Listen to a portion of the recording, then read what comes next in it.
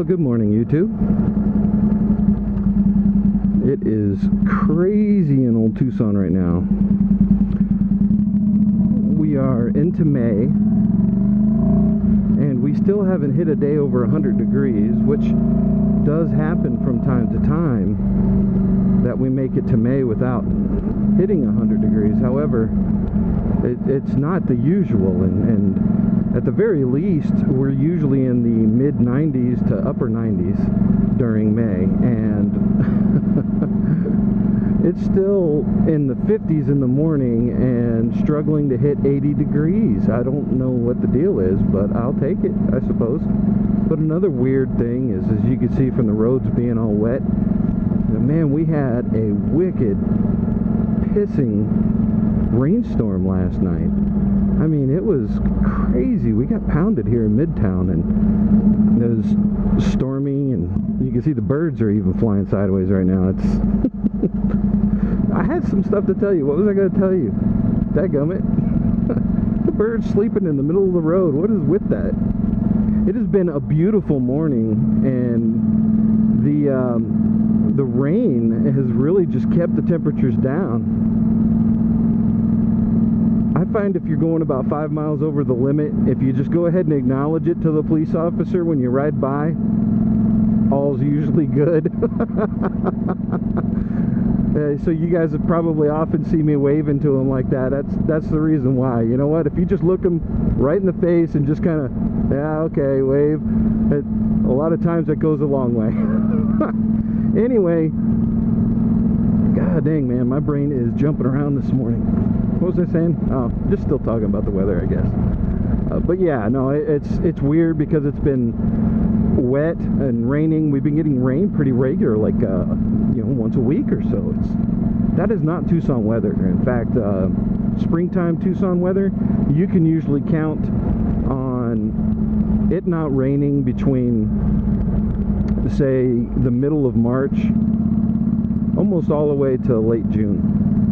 You can go without a single day of rain, not real rain. So this has been kind of crazy for us. I don't know if that's an indication on how wet the monsoon season is going to be. Oh, the street sweepers are already out. I can see one up ahead. So anyway, one of the things I wanted to share with you, that's right, on my way to work this morning. And this is just before the sun comes up right now, so I don't know how dark it is to you guys. It's still dark enough to need my headlight, but I know the GoPro tends to really pick up the light really well at nighttime. And it's, with it not being nighttime, that sky is lit up. We're facing east right now, so that sky should be lit up pretty good, plus the light's being diffused by the cloud cover. So it's probably looking pretty bright for you guys right now. But at any rate, I digress. I wanted to catch you guys up on something, an earlier vlog that I had posted about Nannies and Naysayers, and I'll go ahead and link it right here, if in case you joined my humble MotoVlog after that one and want to know what it is I'm referring to. But just as a quick update to that vlog, my wife is taking the skills portion of her MSF test, and she should finish her course tomorrow. Today she's doing the skills exercises, and then tomorrow will be the test. So anyway, in the state of Arizona, you can get a learner's permit, and with that learner's permit you can ride a motorcycle. The learner's permit doesn't require, obviously, riding a motorcycle to test for it. The learner's permit works like this. You already have a driver's license.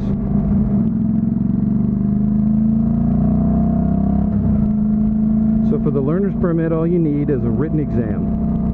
And then you can have some clever person teach you on your own bike how to ride.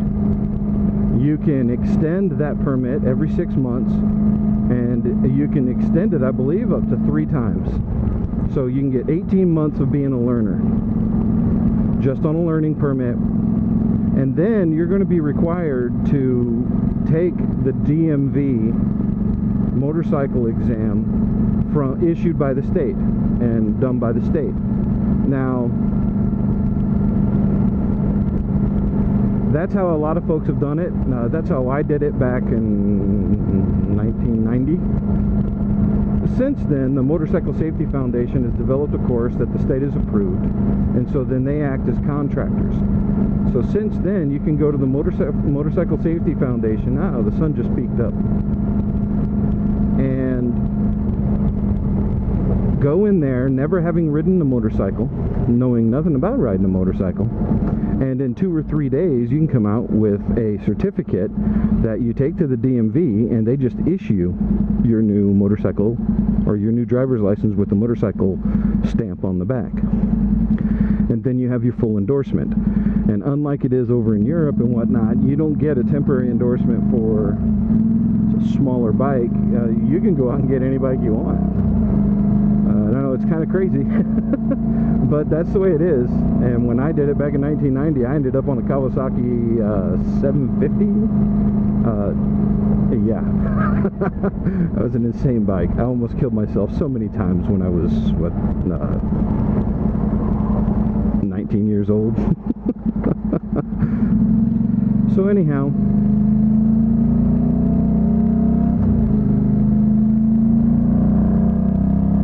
what my wife has chosen to do is a hybrid.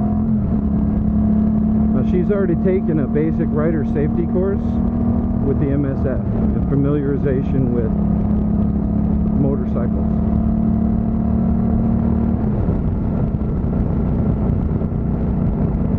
But then to top that off, she has been learning from me for about the last year. And now she's at the point where she's ready to get her license. Only we decided that, despite having practiced this for a while, that the best way to go would still be to go through the MSF. Now, the MSF also does offer insurance discounts and things like that. When you do go to get insurance, if you've gone through a safety course at all, then that helps mark down your motorcycle insurance, of course. So there's that. But really we did it because it's one of those things where you want to have the benefit of the training from the professionals as well as your person who's a daily rider. And I don't know, I feel like I didn't want to transmit all of my bad habits to her. So I wanted her to have the benefit of the training and do the training for the training's sake. Not for a discount or anything like that, but simply just to be a better rider and have a better overall education about it. But at any rate, I just thought I'd let you guys know a little update to that. And it's kind of exciting because, you know, the Nannies and Naysayers were talking against her doing it, and man, they just solidified her resolve. She's all about it. So at this point, I'm going to go ahead and let you folks go. I just wanted to pop on and share that with you guys. Off to work. You guys have a good one. Bye-bye. Well, hello there, YouTube. So, I took you guys to work yesterday morning on a little MotoVlog. And now I'm on my way home the following day. And I have good news to report, as expected. My better half took the safety course and successfully completed their test afterwards. So she is now a fully prepared, fully ready to ride motorcycle rider. So she has her full endorsement now. No restrictions. Yay! So I just thought I'd share that with you. Last night, of course, after a full class of safety drills and turning drills and low-speed motorcycle drills, she was approaching today with some trepidation, but you know, I gave her the coach's rally call, and it all worked out for the best. She did great. So she swears she's not going to be motovlogging with me. If any of you were asking. So no, she won't be motovlogging with me. She is rather positive of that. But you may see her in some far off shots as we cruise around some roads together on the weekends. So you guys can have that to look forward to. Oh yeah, I got my nifty new touring gloves as well.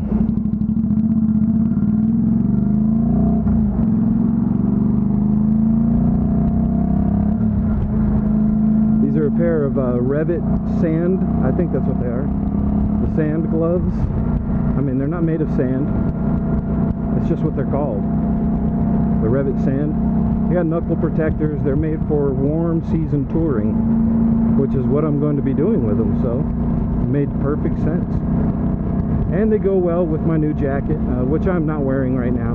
But I got a warm air, basically 3.5 season touring jacket, which was, I think it's the Revit Levante. So preparing for a little bit of riding and minimal exposure. Just breaking in the gloves now because there is a good leather component to them. I'm trying to get them to stretch out a little bit. They're a little tight between the first and second finger, right at the Y there. But other than that, these gloves are awesome. Super comfortable. I like how the right hand is super grippy. So if I need to pull my hand off the accelerator and just sort of rest it on there, it holds the accelerator in place. So it's super grippy. And I like that. So anyway, I'm going to go ahead and wrap up this motovlog. I just wanted to fill you guys in. I thought about putting up the one from the other morning and then leaving you hanging, but I just couldn't do it. I like you guys way too much. So anyway, I appreciate all the support. You folks have a safe day.